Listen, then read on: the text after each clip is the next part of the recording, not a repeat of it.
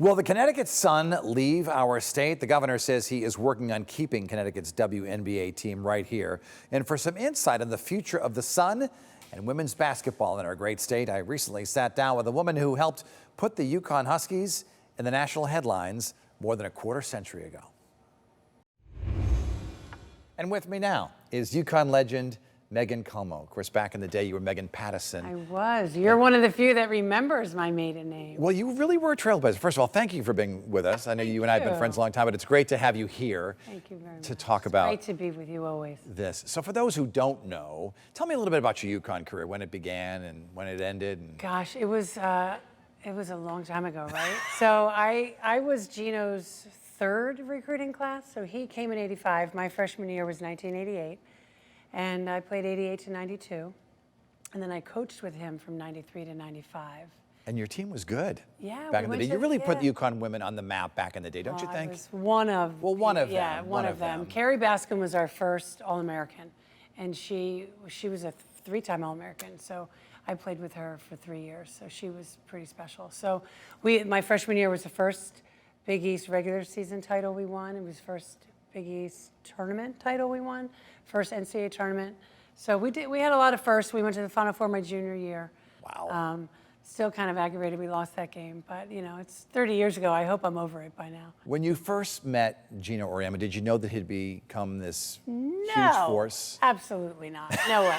In fact, I was saying this story the other day. I remember when he came for my home visit, it was, you know, whatever, it was supposed to be at night. Well, he played golf with my dad, my high school coach, and my AAU coach.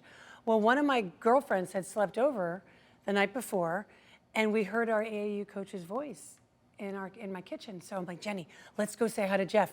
And we run downstairs, and Gino is standing in my kitchen. I was like 17 years old. I was horrified. But that was, you know, hi, how are you? So that was actually the first time I met him. And after you left UConn as a coach, you, of course, got married, had 3 kids, you raised kids, and you've also balanced a career. Yeah, so, you know, I left coaching, and I knew I didn't want to be a head coach.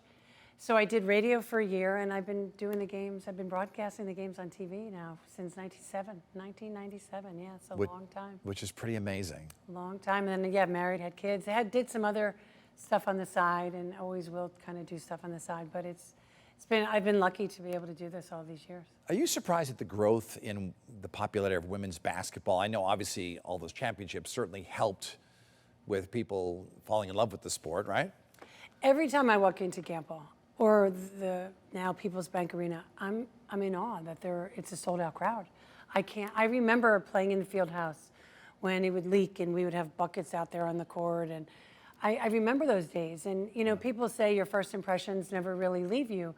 Well, that's what I'm always going to have in my head. So every time I walk into a sold-out arena, I can't believe it. It'll never get lost on me, and I'll never not just have incredible gratitude for it. I want to talk a little bit about the Connecticut Sun and their situation, because as you know, there's an effort to try to keep them in the state.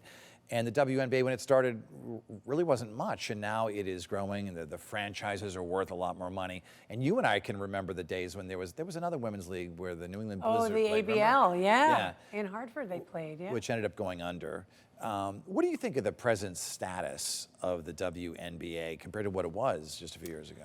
Well, it's incredible what the ratings and the popularity and moving arenas to move to bigger arenas, you know, and that was the Caitlin Clark effect. Whether Connecticut fans want to admit that or not, she did a lot for the women's game, and the WNBA has grown exponentially in recent years, and it's wonderful. I mean, was it the Mohican Tribe bought the Orlando team for $10 million, and now there are offers of $350 some odd million, 2 offers to buy the team. I mean, it's incredible how it's grown, and we've had a front row seat to it here in Connecticut. We've got some incredible fans here in Connecticut that appreciate women's basketball. So I think I consider myself lucky to live here. What would it take to keep a team here, from what you know?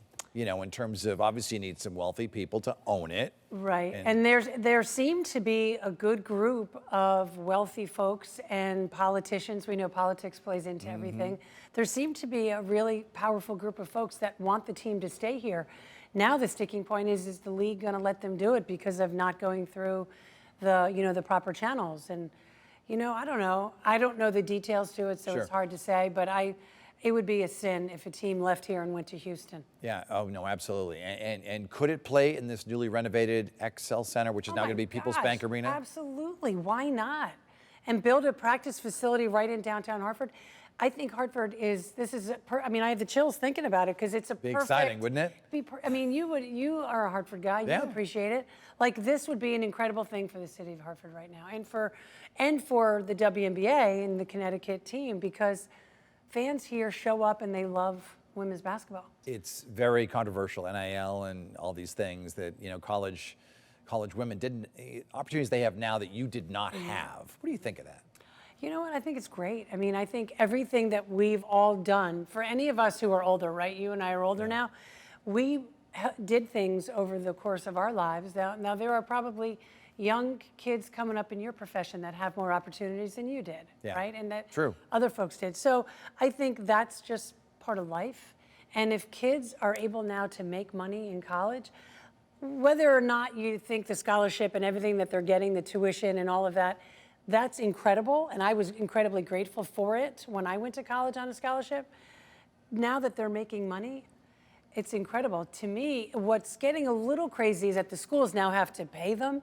I thought the whole thing was born out of, okay, if kids want to get paid by sponsors or, different companies and corporations want to pay them to sell their product, then God bless, it's America, why not? But now it's a little bit crazy. I would imagine it'll settle down a little bit, but I can't argue with kids getting paid money, especially those who could use it. Do you see yourself as sort of a trailblazer or someone who inspired, young girls who may have seen you back in the day saying, hey, that's Meghan Pattyson, I can do that? Well, it's kind of you to say that. I wake up every day and just try to do the right things and work hard and try not to screw up too much.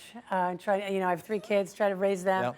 I don't know about how you do it all. I don't know about my legacy. I just hope every day's a good day. That's all. All right, Meghan Culmo, great to see you here in the program. We'll be looking for you. When does your work hopefully officially resume? Well, let's hope. I'll be working with Fox, so I've signed on with them. Good. The rest of the Big East season, I Fox don't Sports know. Channel, we're talking. Yes. Yeah. So I don't know. I don't know what's next in terms of the UConn stuff. So hopefully good things will come about. Well, best of luck, continued Thank you success, very and much. thanks for I being here in the appreciate it. program. Always great. All right. Always great to see you. Nice to see you. We'll be right back with a special story from the shoreline when we come back.